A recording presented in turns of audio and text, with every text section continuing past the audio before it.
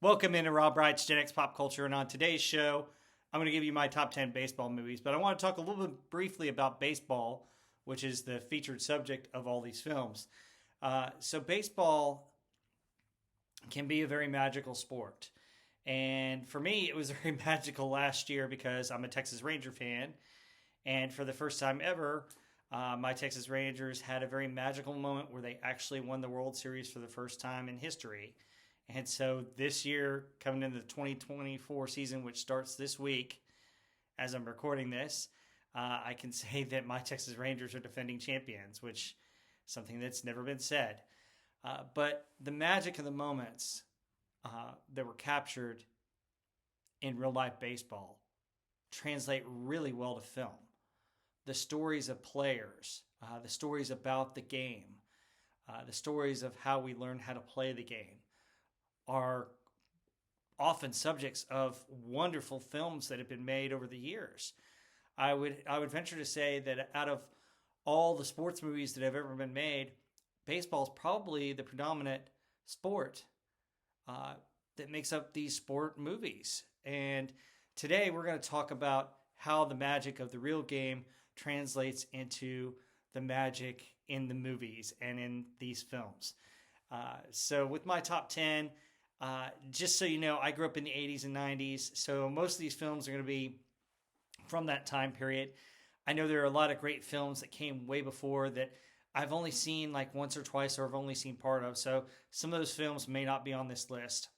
I do have some honorable mentions because it's really hard to narrow down to 10, but we're going to get started. I'm going to tell you about each one of these films, why it means so much to me, and I'll give you a couple of facts about these films. I may do deep dives into some of them. One of them I've already done a deep dive on, and I'll reference that one when we get there. But as we go, don't forget to like and subscribe and share your comments. What are your favorite baseball movies? What are your favorite moments from some of these movies that we mentioned? What movies did I leave off the list that are on your personal top 10? Let's have a wonderful discussion. Number 10 on my list is The Bad News Bears, starring Walter Matthau and Tatum O'Neal. And it's about a former professional baseball player who's asked to step up and coach a Little League baseball team and teach these kids how to play the game. And this movie was on all the time in the 80s, and several sequels were on in the 80s. It actually came out in the 70s, a little bit before I was born. But watching this movie again reminds me of the wonderful times that I had playing Little League baseball. Some of the things in the film actually happened to me. It's just a lot of fun. It's a fun movie to watch, and it's a fun movie to reminisce about. And here are some interesting facts about the movie. Tatum O'Neal trained with a professional sports trainer for several weeks before filming began in August of 1975, so she could get her pitch perfect. Although some of the pitches in the movie are done by a stunt double, she actually did a bulk of them on her own, which was rare for movies like this. So props to her. Wow, she did a great job in this as the pitcher in the movie. The film's poster art was drawn by Jack Davis, and you can see it right here in the center. He's one of the illustrators for Mad Magazine, so you can kind of see the Mad Magazine style in the poster picture right there. And then another fact about it that I thought was interesting is Walter Matthau's son actually played on one of the opposing teams in the movie. So I thought it was great. If you haven't seen this movie in a long time, check it out. It's a fun movie, and it'll remind you, if you played Little League Baseball, of what that was like. And it's also just a fun underdog story. Number 9 on my list is The Sandlot, and it's kind of the 90s version of The Bad News Bears, but it's actually set in the 60s, which was kind of ironic that it came out then and was set in the 60s. But The Sandlot, to me, reminds me of my friends and I when we would play baseball in our neighborhood. I lived in a cul-de-sac, and we would play baseball with the tennis ball, and my driveway was at the end of the cul-de-sac, and it was home plate. A neighbor's mailbox was first base. There was a light post that was second base, and then another neighbor's mailbox was third, and then home plate, as I said, was my driveway. And we used to play all the time. And this movie kind of reminds me of those fun memories of playing in the neighborhood with all my friends. Um, so the movie itself is a really good movie where you've got a group of boys that play baseball, and there's the new kid in town, and he doesn't know how to play baseball, and he kind of learns from playing with them, and things happen where they lose a ball that was autographed by Babe Ruth. So very interesting movie. Here are a couple of facts about it. The older and younger Benny are played by real life brothers Pablo Vitar and Mike Vitar. You can see Mike right there, right above me in the picture, and then his older brother is in the scenes at the end, playing an older version of his character for the Dodgers. So it's really interesting. I didn't know that fact. Director David Mickey Evans had one clear instruction for Chauncey Lepardi during the pool scene where he kisses Wendy Peppercorn. And his advice to the kid was this: keep your tongue in your mouth. Which I thought when I read that was hilarious, because that scene's hilarious. And, where she basically saves him as the lifeguard and then he kisses her. And it's just a funny moment in the movie. And another fact about the girl, Wendy Peppercorn, is every time she's around, a song by the Drifters is played. So you've got There Goes My Baby and This Magic Moment are two of the more popular ones that they play when she's around, which is hilarious and interesting as well. And then the film ends with adult Benny the Jet Rodriguez stealing home base, and ironically, Babe Ruth stole home 10 times in his career, which is interesting. I didn't know that fact. But this movie's a lot of fun. James Earl Jones is in it as well, and he's in a couple of baseball movies on this list. And it's just a lot of fun. It'll remind you of hijinks when you were a kid. If you played baseball with friends, it will certainly remind you of that, as it did for me. And it also reminds me of just fun summers that we would spend swimming, playing baseball, and doing all kinds of things that kids did. So check this one out if you haven't seen it as well. Number 8 on my list, you have the king of the baseball movies, Kevin Costner, and his first appearance on the list with the movie For the Love of the Game. For the Love of the Game is about a pitcher named Billy Chappell, who's pitching for the Tigers, and he's nearing the end of his career. He happens to be pitching against the New York Yankees in Yankee Stadium, and the movie's about what he's thinking and what's going through his head as he's pitching a perfect game. It's a very interesting story. It's actually a love story, and it's actually kind of a chick flick, but it has baseball in it, so it works. But I found the movie very interesting. A pitcher's so intense, and what the pitcher goes through to try and pitch a perfect game, which is so rare in today's game and in baseball in general. And to have this interesting story that goes along with it, intertwined with pitching this perfect game, is really special and really interesting. And that's why I like this movie so much. It's why it's number 8 on my list. Here are a couple of interesting facts about it. So, Yankees owner at the time, George Steinbrenner, was not happy with the film. He was upset that that the Tigers were pitching a perfect game against his New York Yankees in Yankee Stadium. And the Yankees, lose in the game. And Costner had to go calm George Steinbrenner down and let him know that it wasn't for a playoff slot or anything like that. And he explained that in the movie, the Yankees would have won the next day and still kept their World Series hopes alive and won the American League East. So that calmed Steinbrenner down. And as gratitude to Kevin Costner, when the Yankees won the World Series in 1999, Kevin Costner got a ring as a thank you gift from George Steinbrenner. So very interesting story with this. Another interesting fact about this movie is David Elliott, who's a Major League Baseball player, and he was the first to give up a home run in the first inning when he pitched, and then hit a home run in Major Leagues in his first plate appearance. He played a relief pitcher in the bullpen, but also he was the pitcher on the long shots of Kevin Costner for the movie. He was actually doing some of the pitching. And it's interesting how they would use Major League pitchers in this. This movie also has an interesting setup about it.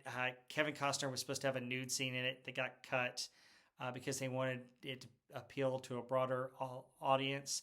And Kevin Costner was a little bit upset about that. And they told him that, hey, we want to get it down to a PG rating. And the people that saw the initial film with that scene in it were a little bit grossed out by it. So kind of funny. I thought that was hilarious. And then the last thing that I'll mention about this movie, what Billy Chapel writes on the baseball to hand to Wheeler's nephew is, tell him I'm through for the love of the game, Billy Chapel. It's just a heartwarming story, and it's really cool the way he goes through all this and kind of the romantic elements of the story and the ending of a perfect game as well. So see this one if you haven't. I really recommend it. Number 7 on my list is hmanout. And this movie is about the 1919 Chicago White Sox, otherwise known as the Black Sox, and the gambling scandal that got 8 players kicked off the team the following season, and what they went through with the gamblers and how all this happened. And it's kind of interesting to look back on this movie, especially with the rise of gambling in professional sports nowadays. It kind of makes you wonder. Right now in 2024, we've got this gambling thing going on with Shohei Ohtani, which we don't know what's going to happen with that, but apparently his translator got into a huge mess of debt gambling on sports. We don't know how involved Shohei was, but he apparently paid off the debts for his translator. So more of that to come as that story develops. But then as you look through history, you had these guys that were kicked out of baseball, never to play the game again, never allowed in the Hall of Fame, even though they had some players that are worthy of the Hall of Fame. You had Pete Rose, of course, who famously bet on baseball games and was not allowed in the Hall of Fame, was kicked out of baseball for life as well. So it's an interesting concept, and it's an interesting story with what happens in this movie. And it has several notable actors in the movie. John Cusack, Charlie Sheen are both in this movie, and they do a great job. You really kind of feel for the players in this, but you also come to understand what happened. And a lot of this movie is based on some of the true story, and some of the liberties are taken with this.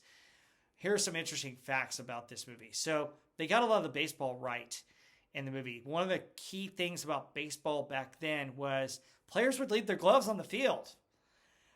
This was a trend that happened up until the 1950s.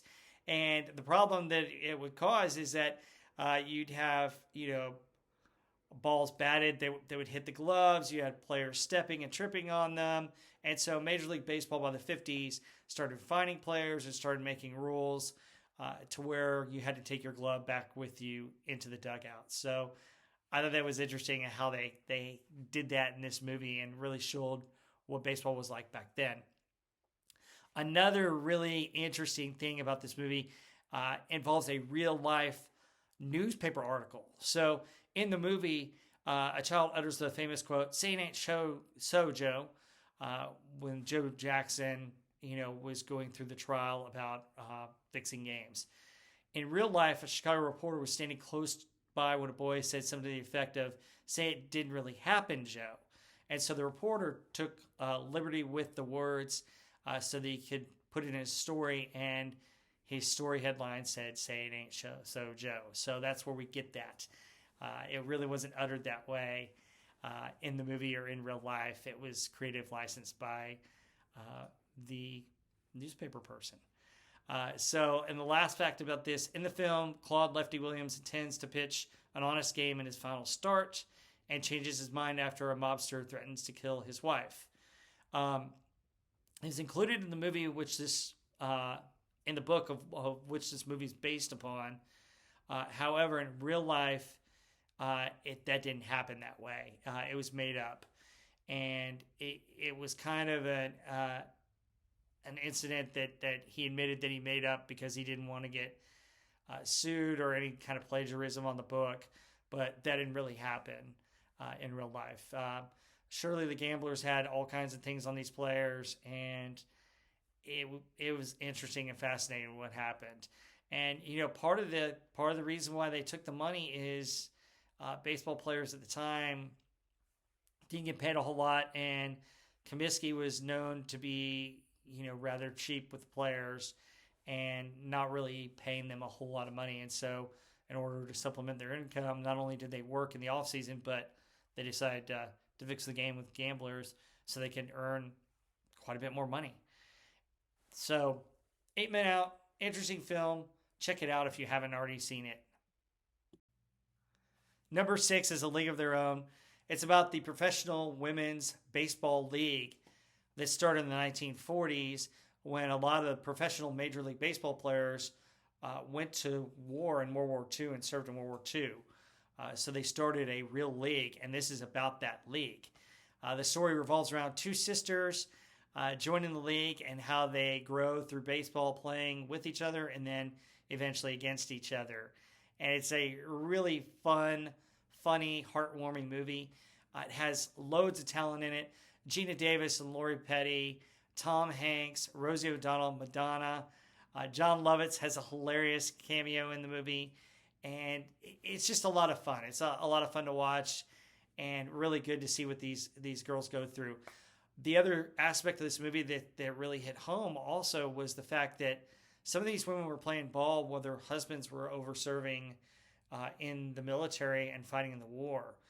So this kind of kept their minds and kept them occupied to where they're not worried about what was going to happen to their husbands. And it shows in the movie how worried they would get if they got a telegram because it may have meant that one of their husbands had died in the war. So very interesting concept, very interesting aspect. Here are a couple of facts about the movie. So during the filming of the World Series game, stars took turns entertaining the unpaid extras. Tom Hanks did puppet shows over the dugout. Rosie O'Donnell did her stand-up comedy, and various actors pretended to be Madonna. Unfortunately, Madonna refused to sing her songs and perform for fans just because that wasn't what she wanted to do. So don't know any more about that, but apparently that's what happened. The characters at the Baseball Hall of Fame and are seen playing as the credits roll. So those are the original players from the league portrayed in the film. So at the very end of the film, when they're at the Baseball Hall of Fame, you see the girls playing baseball. Those are the real life players from the Rockford Peaches and the various other teams that are actually playing the game, which I thought is really cool, really good nod to the real life people. And in the final game, Dottie criticized Duggan for not shaving. When the game ends and Harvey gives the go-ahead for the league to continue and the sisters are about to begin their new lives, a tiny speck of tissue on Duggan's cheek shows that he shaved. And this is reminiscent of him saying that he's embracing the future, embracing the league, and really going to be serious about his job and helping these girls learn the game of baseball and managing them. So I didn't know that. I thought that was a cool aspect. But this movie has a lot of funny things. There's a scene over here that I'm showing part of to the left where Tom Hanks is giving the signs to a player on the base pass, and Gina Davis is saying, "No, don't do that." And she's switching the signs. And so the player gets confused as to what to do because they're watching their manager and then they're watching their team leader, Dottie. And it's just a hilarious baseball moment in the movie. There's several wonderful baseball moments in this movie that you get to see, but also the story's really nice. There's several different women's personal stories are explored in this, and some of them are based on real life people and what they go through. So this movie is just great. Let me know your thoughts on it. It's a fantastic film. Number 5 on my list is our second Kevin Costner film, Boulderham. This movie is hilarious, and it's based upon real life experiences in the minor leagues. I can't say enough about this movie. Tim Robbins does a fantastic job. Susan Sarandon's great, and of course Kevin Costner's fantastic in it. There's a lot of great supporting actors that are very funny in this movie. There's particularly one scene at the pitcher's mound where they're talking about baseball superstitions and how to resolve those superstitions. and it's just a funny, hilarious scene in the movie.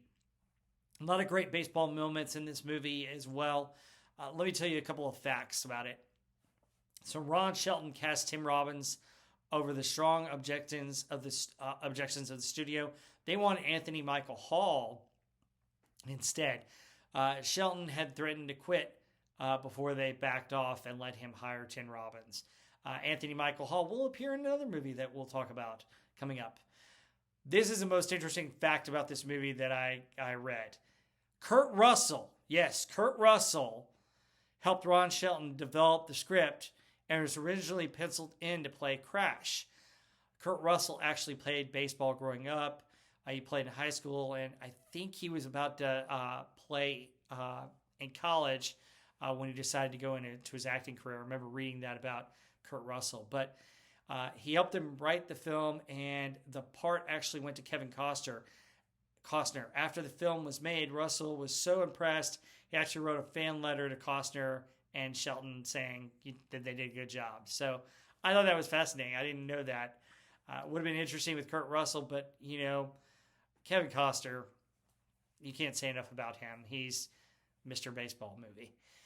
Crash Davis hits his 247th home run to set the minor league record. In 2015, Mike Hessman of the Toledo Mud Hens hit his 437th major league home run to set a new record. At the time of the movie, which was in 1988, the minor league record was actually 433, set by Buzz Arlett in 1937. Crash would have been closer to the International League record of 257, which was set by Hessman. So, interesting little facts there. But this movie had all the superstitions, all the different things about baseball. It's really about this pitcher coming up and a catcher teaching him the ropes on how to play the game and how to move on and get to the major leagues. So, Boulderham, where does it rank on your list? I know a lot of lists that I looked at ranked it number 1, but it's actually number 5 on my list. Number 4 on my list is another baseball comedy, Major League, starring Tom Berenger and Charlie Sheen. This movie is a stop-down movie for me. Anytime it's on, I'll watch it. I love this movie. There are a lot of funny, great scenes. Wesley Snipes is Woody Mays Hayes, and he has so many funny moments. Of course, you've got Wild Thing, and Charlie Sheen's persona in this movie as being a tough guy from the penal leagues plays out really well. And it's a contrast to Roger Doran, the veteran who's the savvy investor and kind of the preppy guy. It's just a lot of fun to watch. There's a lot of fun baseball superstitions in the movie, and the plot is just fantastic. Here are a couple of facts about it. So director David S. Ward asked Bob Uecker to play Harry Doyle, the announcer in the film. At the time, he had chosen Uecker because of his acting work in Miller Lite commercials. He didn't know that Bob Uecker actually had been the Milwaukee Brewers broadcaster for the last 20 years. Go figure. I mean, come on. He's on the radio. I thought that was fascinating. According to David S. Ward, Wesley Snipes was not a very skilled baseball player, having never played.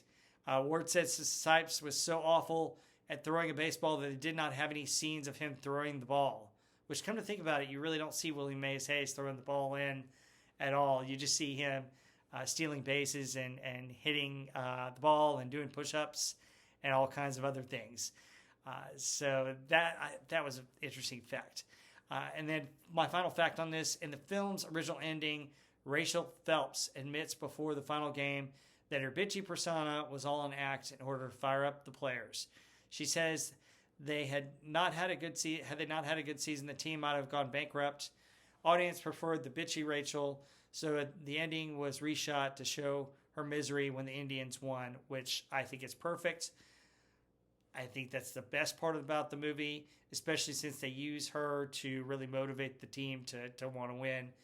The alternate ending does appear as an extra on the Wild Thing edition DVD. I may do this film. Let me know if you want me to do this more on this film and make it a feature, because I love it. It's a lot of fun. It's funny. And like I said, it's a stop down for me. Anytime it's on, I will watch Major League. Number 3 on my list is my baseball hidden gem that I did a video previously on, 61. And this movie is about Roger Maris and Mickey Mantle in the 61 season where Roger Maris broke Babe Ruth's single season home run record. And all that he went through hitting that home run and through that season, all the pressure that he had, all the things that happened to him. It's based on a true story. And Billy Crystal did this movie for HBO. It's a fantastic film, wonderful, heartwarming story. The other aspect about it is it showed real baseball at the time. When you had Sammy Sosa and Mark McGwire going for the record, then Mark McGwire broke, and then Sammy Sosa broke the record too.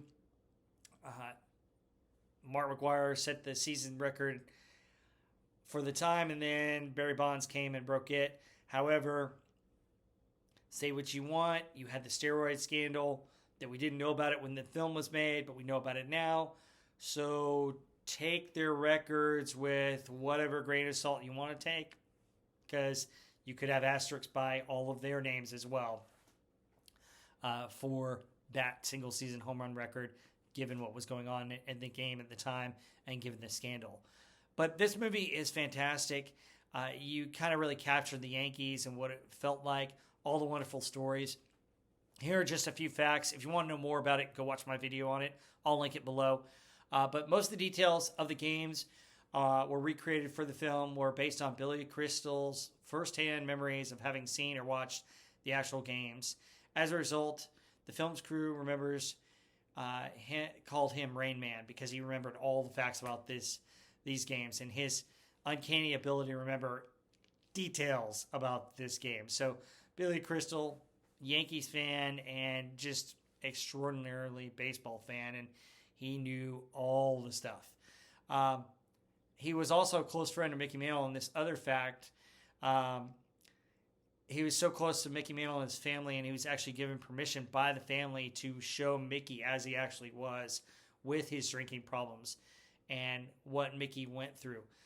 One of these scenes in the movie includes a late night phone call to his wife that really did happen after a drinking binge, and also about the death threats to Roger Maris and his family. So a lot of that was based upon real stories that Billy Crystal got from Mickey Mantle and got from his family and had permission to use. So I thought that was interesting.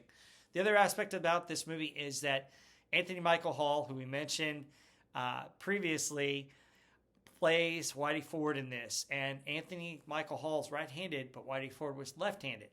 So for the movie, they had to do some interesting things with the camera. So they shot the actor wearing reverse insignia and numbers, and then the film was flipped to appear as he pitched left-handed. The same technique was used in Pride of the Yankees with Gary Cooper, who was right-handed, and Luke Gehrig, who he was playing, was left-handed. So it's an interesting film technique that was used here for this. 61 is a spectacular movie. Billy Crystal did a fantastic job. If you want to know more, like I said, click on the link below. I'll link it and watch my entire video about it. So it's hard to really come down to your last two movies. I would venture to say that my top two could probably flip at any point, and I would venture to say that a lot of people would have these two movies as 1 and 2, maybe in the same order that I have them, or maybe in reverse order, but a lot of people would have both these two movies at near the top of their list.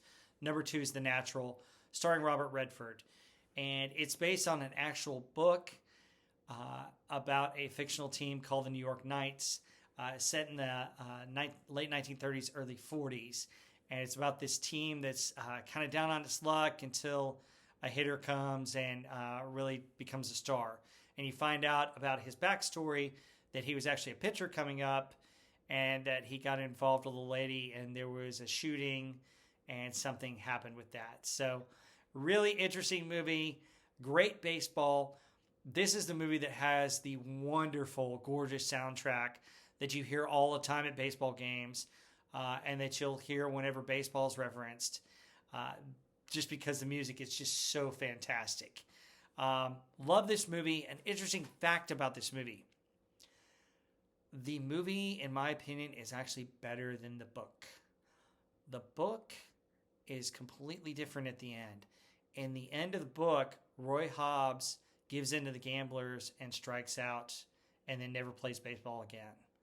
In the movie, something different happens, and Roy Hobbs hits the home run to win the game and to thwart the gamblers, and never plays ball again, but he wins and goes out on top. So very interesting contrast, book to movie. Here are a couple of facts about this movie. The filmmaker scouted the country for a stadium to use for the games because they needed something that was error time. And he found a field in Buffalo's War Memorial Stadium. The stadium was built in 1937, demolished in 1988, and it had a shorter distance down the right field line than shown in the movie.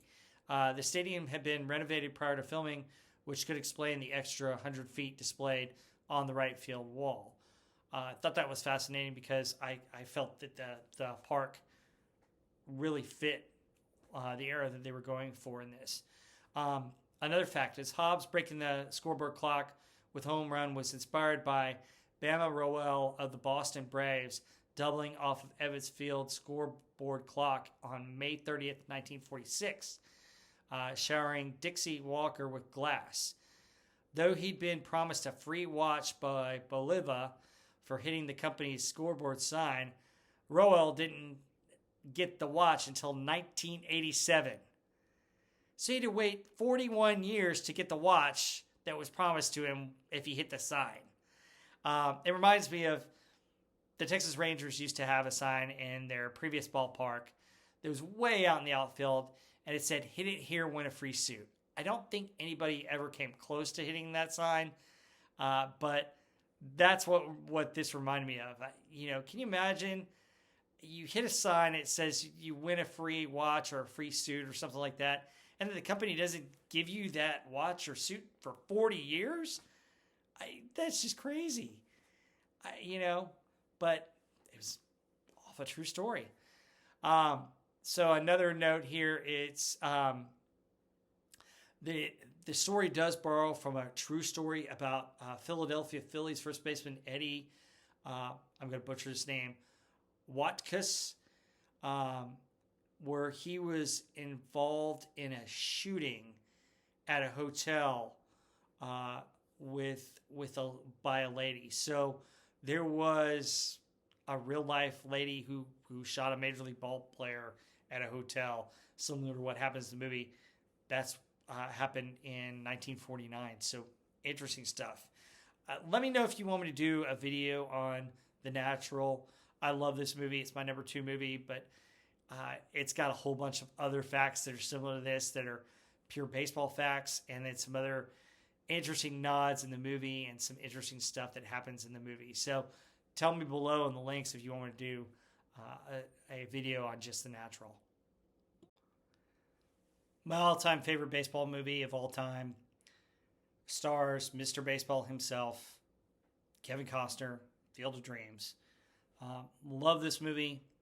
Love James Earl Jones in the movie. I love the story. I actually own the book that it's based upon. It's called Shitless Joe, which is a very good, interesting story. And it's just a fascinating movie. There's a lot of drama in it, but what the movie really boils down to is regret.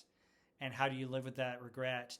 And what if you could do something that would honor a regret that you have with a family member, and then get to see that person again, just to make up for something that you've regretted your whole life. That's really the heart of this movie. The baseball in this movie is fantastic. The players, it's again about the Joe Jackson and some of the 1919 White Sox and players at the time. It's about, all of the magic that happens with baseball is captured in this movie. The reasons for the game. I love James Earl Jones's speech at the end, and I'm not gonna butcher it and read it, but it's just a wonderful speech about baseball and how it has really become a part of the American pastime, and it's a part of our past, and it marks the time. And it's a wonderful, beautiful speech. If nothing else, go watch that speech. They play it all the time before the baseball season, and they even now play an actual game at this field in Iowa every year in baseball. And it's a fun game to watch because that field still exists, and the outfield is really corn. And it's really kind of cool. And the players, as they're introduced, come through the corn just like they do in the movie. So here are a couple interesting facts about this movie. So Shoeless Joe Jackson remarks about Ty Cobb's desire to play in the Field of Dreams. None of us could stand the SOB when he was alive, so we told him to stick it. In fact, when he was alive, Joe Jackson and Ty Cobb were actually close friends. And Jackson's later life, after the Black Sox scandal, after he'd settled down back in South Carolina, he owned a liquor store, and Ty Cobb stopped in there to buy bourbon. And during the sale, Jackson made no sign of recognition to Cobb until Cobb finally said, "For God's sakes, Joe, don't you remember me?" Jackson somberly replied, "Well, sure, I remember you, Ty. I just don't think anyone wanted to remember me anymore," which is kind of sad. Joe Jackson's an interesting character. Interesting story about him with the Black Sox scandal. I'm sure he took the money, but I don't know much more about it. But there are some interesting things that happened with his life. In South Carolina, there's actually a statue where he's from, and you can see that if you go there. After this movie was completed, test audiences didn't like the original film title, which was called Shoeless Joe, because they said it sounded like a movie about a bum or a hobo. Universal Studios called the director and the screenwriter and told them to change it because it didn't work. And they thought of a new title called Field of Dreams. When the director heard this, he talked to the original author, W.B. Kinsella, and told him the bad news. But Kinsella actually liked the idea because the original thought was to name it Dreamfield rather than Shoeless Joe. So it kind of really fit with the book and the original title that he was going to have, other than the book's title, Shoeless Joe. So I thought that was interesting. Phil Allen Robinson wanted very little said between Ray Kinsella's character and his father's ghost in the last scene.